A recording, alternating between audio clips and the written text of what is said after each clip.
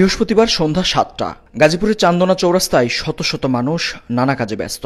হঠাৎ এক নারীর নেতৃত্বে শুরু হয় অস্ত্রের মহড়া, অনেকের হাতে রামদা, চাপাতি।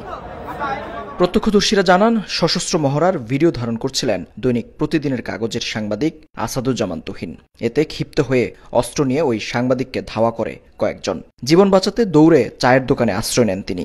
শত শত মানুষের সামনে এলোপাতাড়ি কুপিয়ে সাংবাদিক তুহিনকে হত্যা করা হয়। রাস্তার মাথায় ও আর আমি একসাথে আসতেছি, এর মধ্যেই মহিলা আর কয়েকটা ছেলে একজনকে ধাওয়ানি মারছে, সে সাদা শার্ট গায়ে দেওয়া।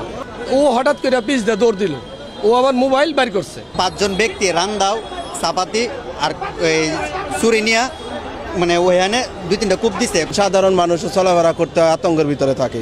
চৌরাস্তা মোড়ে এত মানুষের মাঝে যদি কুপায়িত হয়ে যায়, তাহলে মানুষের তো জীবনের কোনো নিরাপত্তা নাই। খবর পেয়ে ঘটনাস্থলে আসে আইন শৃঙ্খলা বাহিনী।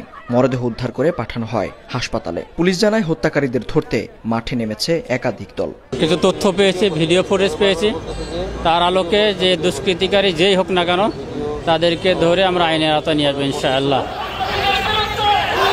সাংবাদিক হত্যাকাণ্ডের পর ফুঁসে উঠে নগরবাসী।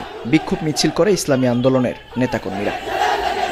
এদিন চাঁদাবাজির খবর প্রকাশের জেরে সদর থানা এলাকায় আরেক সাংবাদিককে নৃশংসভাবে নির্যাতনের ভিডিও সামাজিক যোগাযোগ মাধ্যমে ছড়িয়ে পড়ে। যেখানে নির্যাতনের পর ওই ভুক্তভোগীর পা ইঁটি দিয়ে থেতলে দিতে দেখা যায় একদল যুবককে। এ ঘটনায় একজনকে গ্রেফতার করেছে পুলিশ।